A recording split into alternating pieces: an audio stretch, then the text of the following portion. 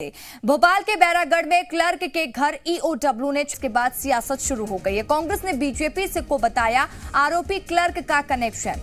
तो कांग्रेस ने आरोपी क्लर्क से बीजेपी का कनेक्शन का आरोप लगाया है। आरोपी क्लर्क की रामेश्वर शर्मा के साथ फोटो है जो अब वायरल हो रही है।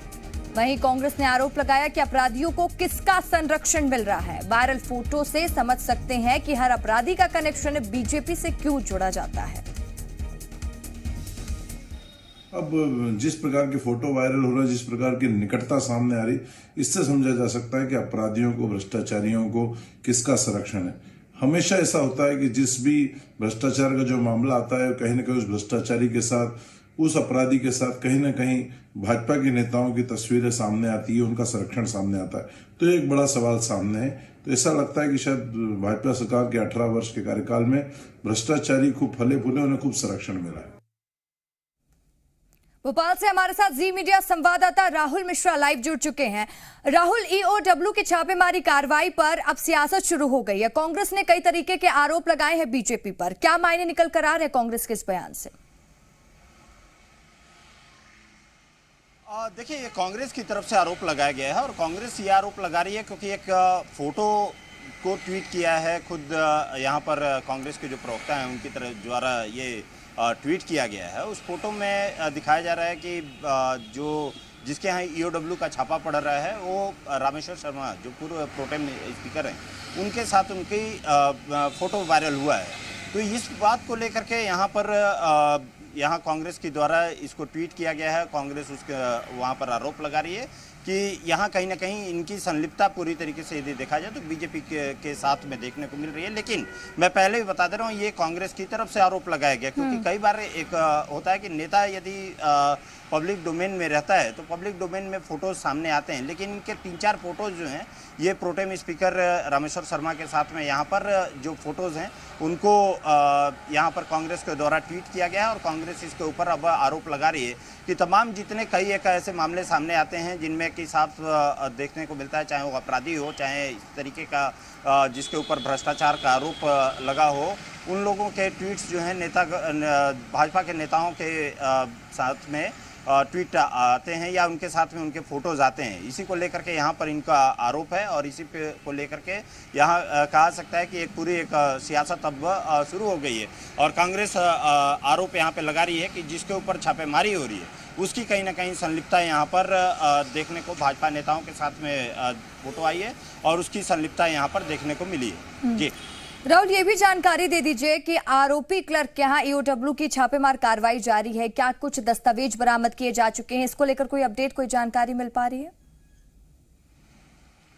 देखिए रसिका, एक चीज़ बता दूं कि ईओडब्ल्यू की छापेमारी की कार्रवाई यहाँ पर अभी भी जारी है और ईओडब्ल्यू की कार्रवाई में अभी तक क्या सामने निकल कर क्या है, क्योंकि इकोनॉमिक ऑफेंस विंग पूरा जब छानबीन कर लेती है, छानबीन करने के बाद किसके साथ संलिप्तता थी, कौन इसमें शामिल था, कौन इसमें पूरा का पूरा। राहुल, मैं आपके पास लौटूंगी। बीजेपी से हितेश बाजपेयी हमारे साथ जुड़ चुके हैं। हितेश जी, कांग्रेस ने बड़ा आरोप लगाया है कि कहीं न कहीं जो छापेमार कार्रवाई की गई है, क्लर्क का कोई कनेक्शन है रामेश्वर शर्मा के साथ।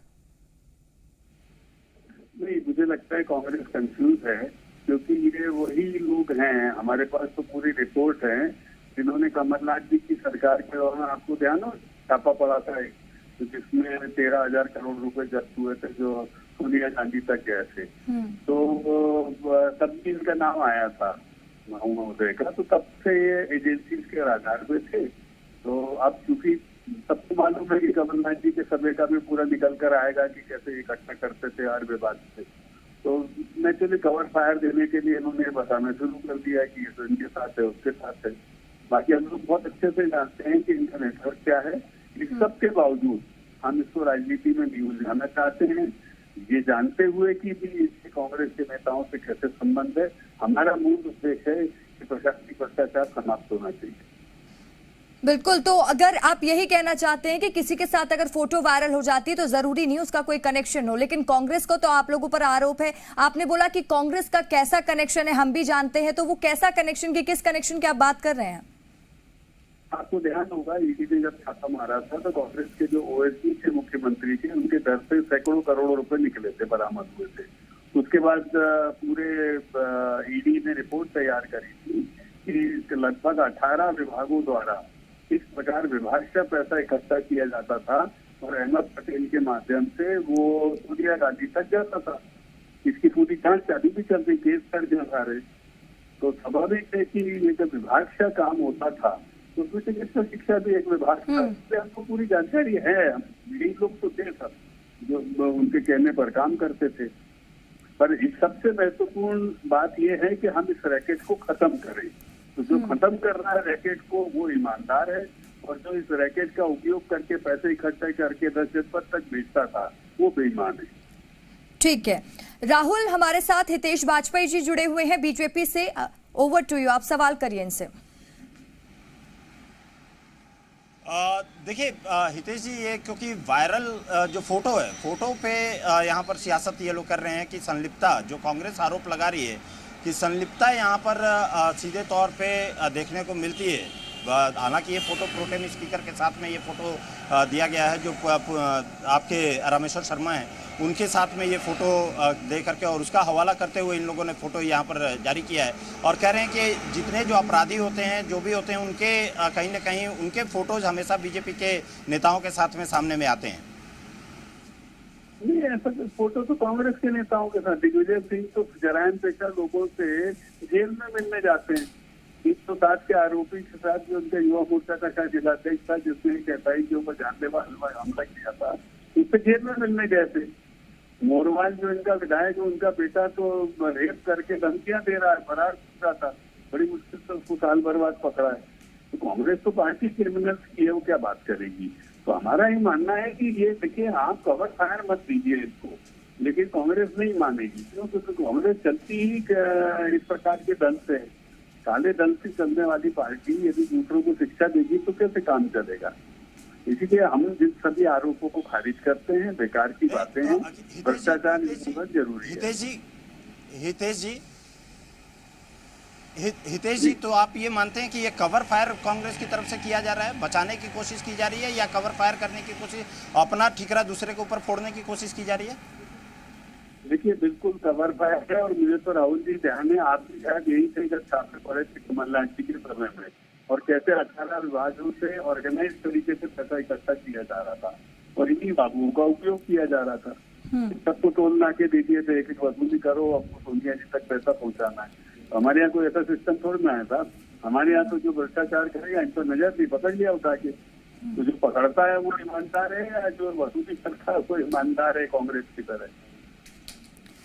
राहुल, मैं लौटूंगी आपके पास भी। हमारे साथ कांग्रेस से भूपेंद्र गुप्ता जुड़ चुके हैं। भूपेंद्र जी, हितेश जी से हमने पूछा कि आखिर आपकी सरकार ने, मतलब आप लोगों ने आरोप लगाया बीजेपी पर कि कहीं ना कहीं रामेश्वर शर्मा के साथ क्लर्क का कोई कनेक्शन है, तो उस पर ये कहीं ना कहीं कहा जा रहा है कि आप लोग अपना टिकरा इन पर फोड़ रहे हैं। क्या कहेंगे आप इस पे?